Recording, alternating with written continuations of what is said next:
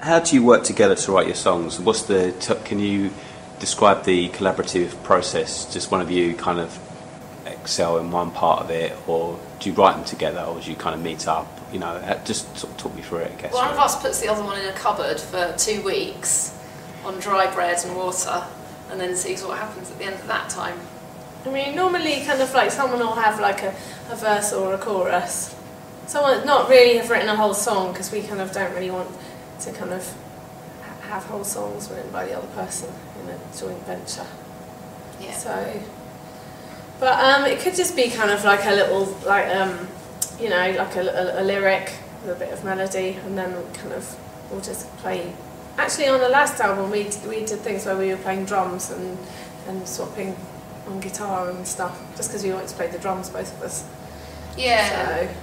And we tried experimenting as well on the last album with like a few different ways of writing. For example, we did get a book on songwriting out of the library, which was Holborn Library up the road from us, and the song "I'm a Winner" was basically from our alternative Olympic theme. Yeah, that was from that really. We were just like, right, we're going to write a positive song. We're going to write a song about winning. So that one was like... Or a commercial song. We thought it was a commercial song, like with, you know, with a universal subject matter, because our publisher kept saying to us, you know, you're writing a lot of songs that people don't relate to.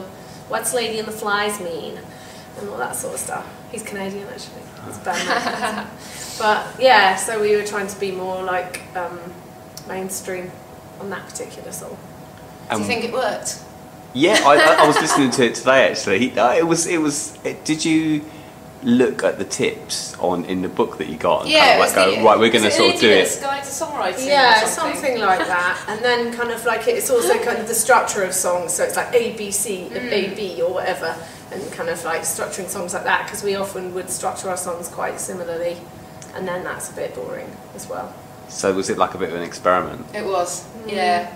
And what did you think about the experiment? I thought it works. Yeah. I really like the song. It's not my favourite song, but I think my favourite songs are the ones that are just that kind of sort of come a bit more from nowhere, from jamming, and then you just start playing stuff, and then that's more like you've channeled something. Is that how it normally works? That you kind of just jam, because you use a lot of riffs, don't you? And they seem to.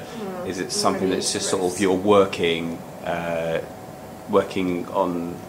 You know, jamming together and then riffing, and then it kind of comes out of that. Is that how it works? It does sometimes, doesn't it? Yeah. I mean, Lady and the Flies particularly, which is kind of one of my favourite songs, definitely came from just kind of... Well, we actually swapped instruments on that as well. Yeah. So I was playing the bass and Sue's playing guitar. So that was kind of, another experiment, and I think that changed the whole dynamic. But that was just, messing around with riffs. That's great. So is it often that you kind of come up with the music first and the sort of the riff or the bass line, or rather than the lyrics, or does it just... Not really, no. Mostly it's one of us has come up with a verse and a chorus, so that'll be like sort of everything together mostly, but on some of these ones we jammed them, and because we were doing it with playing drums and the guitar a lot of the time this time, that was also a bit different from before when we've done it purely sort of starting off on acoustic guitars. I mean, in the past we kind of like, we used to try and crowbar music around lyrics. Yeah. And I've kind of moved away from that.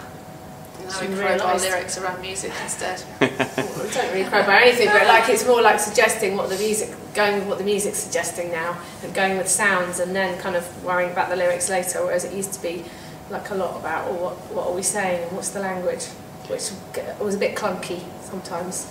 We did do an experiment we started doing the experiment, but then we didn't continue with it, where we were only going to have a certain amount of words for a song, but then we totally failed with that. And which one was that?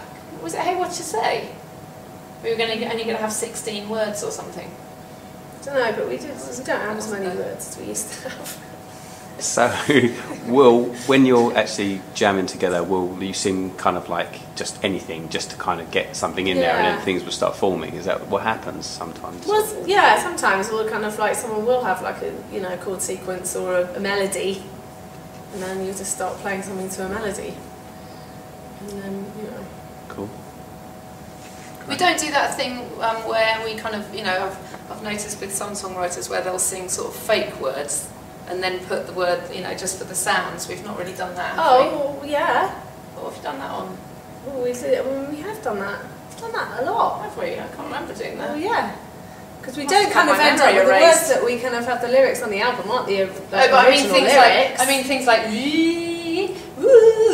Well, much more so. Like, I mean, as opposed to a well, word. much more so in terms of like something like "Don't Go," whereby kind of like like the vocal hook on the chorus just came from nowhere. Came from just kind of playing the guitar and singing it, and then that sound came, and then we were like, oh, that's probably the chorus. Yeah, but we didn't change it into lyrics after that. That's what I mean. Because some people just have a sound and No, then but they that make was lyrics the around sound. it, don't they? But that we've done that and then kept the sound, Yeah. which is really good. I do in a that. way. I do that. Sorry. Yeah, in a way that's really good because, for example, we were playing that song in France, and it's really universal because everyone can sing along to "ooh." Yeah. So yeah, that worked really well. It's really cool to sort of realise that. But that was an accident. Yeah. Cool. That's good. Happy accident. Yeah.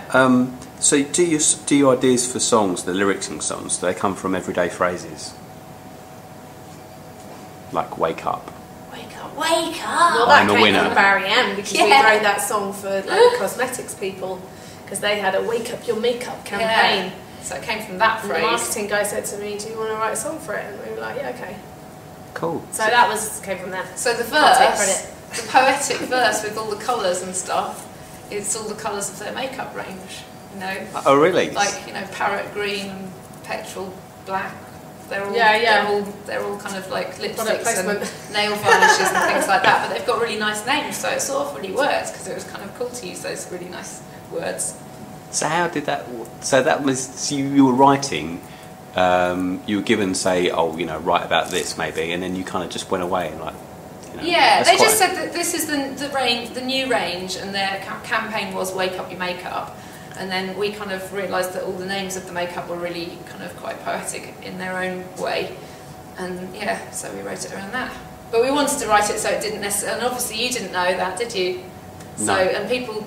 We don't buy Barry M, that's why. Not anymore. Isn't it? Wake up your makeup. But basically, we wanted to do it so that you could listen to it and not think that's a song about makeup. Yeah.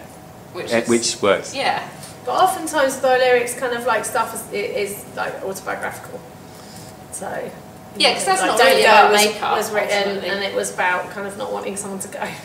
So that was the moment of feeling that, and then that just came out. Quite simple, really.